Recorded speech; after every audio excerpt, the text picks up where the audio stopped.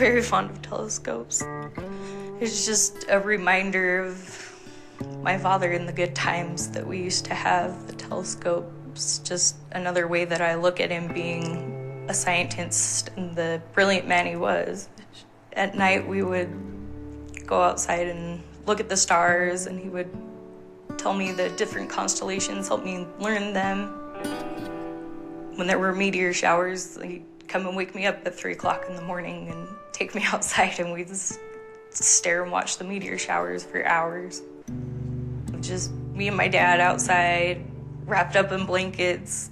It was just a phenomenal feeling, just good father-daughter time for us. The best father I could have ever asked for. Yeah, growing up, I was pretty typical. Played a lot of sports growing up, played basketball, played football, played baseball, ran track. I'm quiet on the phone, I'm awkward on the phone. I have always preferred to text or to talk in person. I'm a cowboy, I guess, and I'm a child of the mountains. I recently took a trip out on the prairie, and it was pretty, but I'm a child of the mountains, and I need mountains around me. Every morning I can get up and watch the sun come up over this mountain to the east. It's a beautiful mountain. And watch the sun go down in the west over another pretty mountain. And so I'm not much into technology. As a blacksmith, all your problems can be solved with a bigger hammer, more heat and a bigger hammer.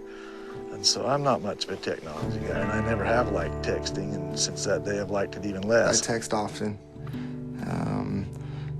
daily. I keep in touch with friends and family. The car doing the texting was going this direction. The two Thiokol engineers were heading out this way, and as they passed, they brushed each other, which spun the little blue car with the Thiokol engineers, spun it around this way into the path of an oncoming pickup.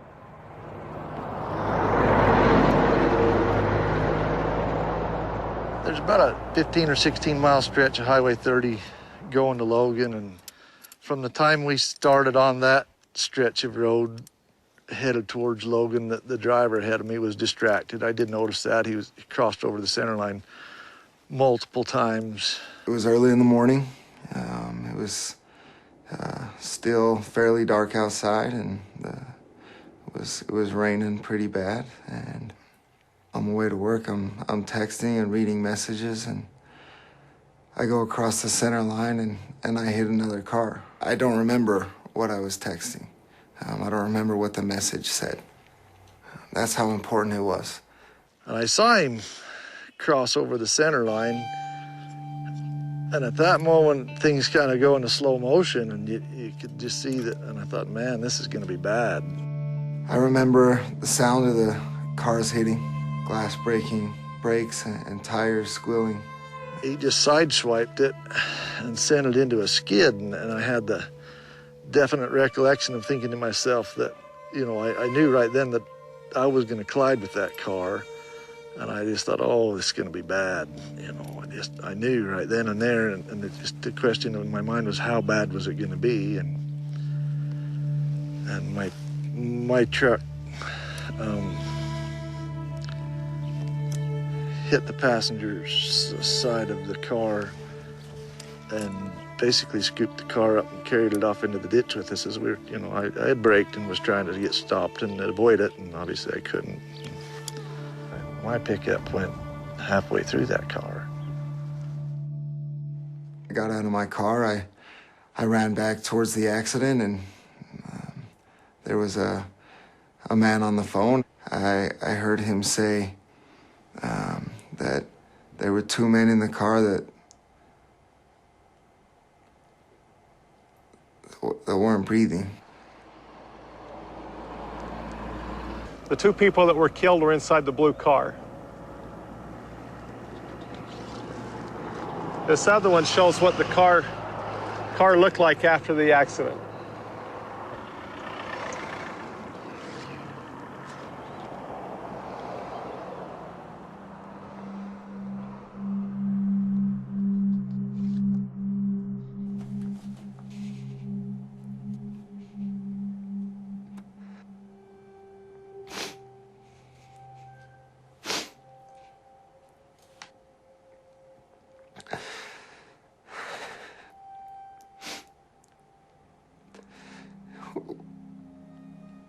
I look at that picture,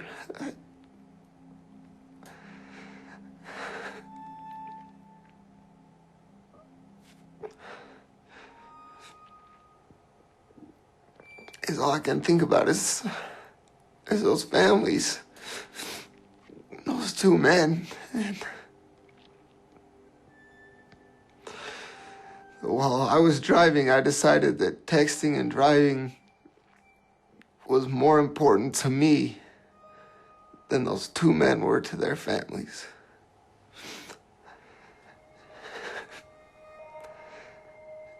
And how selfish that was of me to make that decision to text and drive.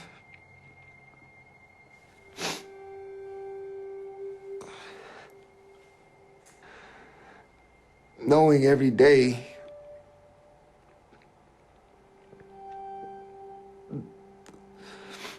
that you killed two people is one of the hardest things that you could live with. I have night terrors all the time about my dad's car accident that come in waves of, it can be just me standing on the side of the freeway where it happened, just watching the accident happen and not being able to move. I can't go try and stop the accident from happening. I can't go see if my father's okay. I can't save my father. I'm just standing on the side of the road. I can't do anything. Two, I've been Reggie, the one texting while driving that hits the car.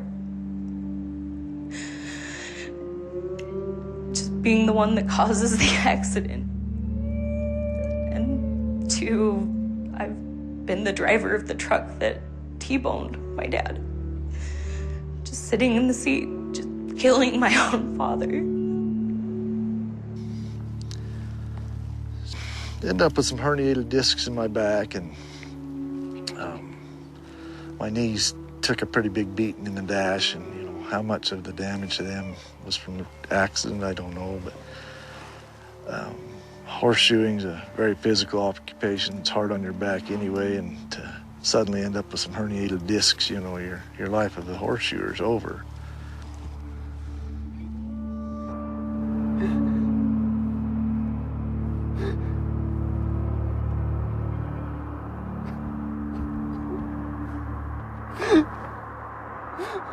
It's been almost 7 years in September, and it is still very difficult for me.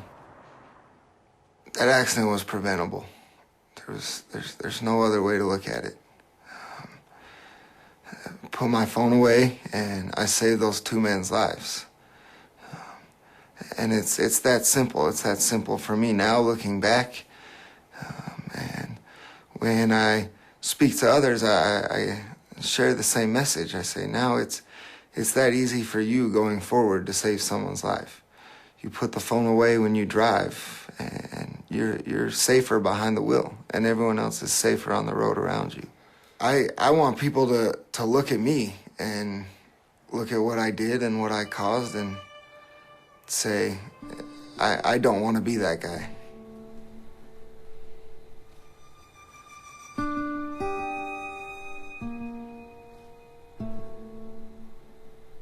First time I saw Reggie in court, my feelings was just sheer hatred. I was appalled at the fact that this kid my age had killed my dad, taken him away from me. On my sentencing date, and the families had the chance to get up and address me and speak to me. And all I could do was just look at him and hate him and wish how much he would die, or that it was him that was dead instead of my dad. Megan got up and she talked about her wedding. And she had just gotten married, and she talks about how her father wasn't there to walk her down the aisle. And she looked at me and she said, because you took that from me. And she was absolutely right.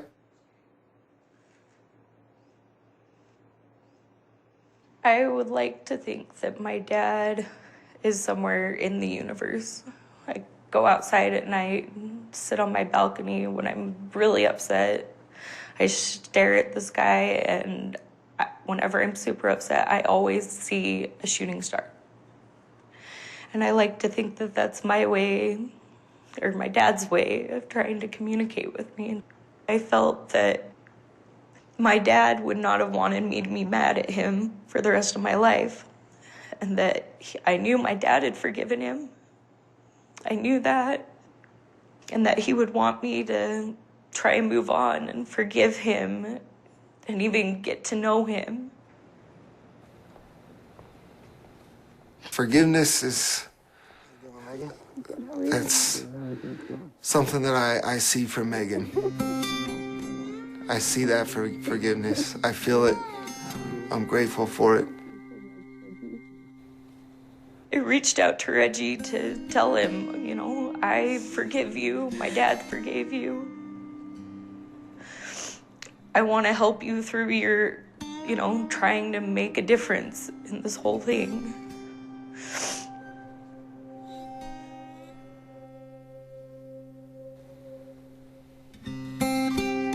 I was once told that to be a good member of society, you have to give back more than you take. I can never give back those two men's lives, ever.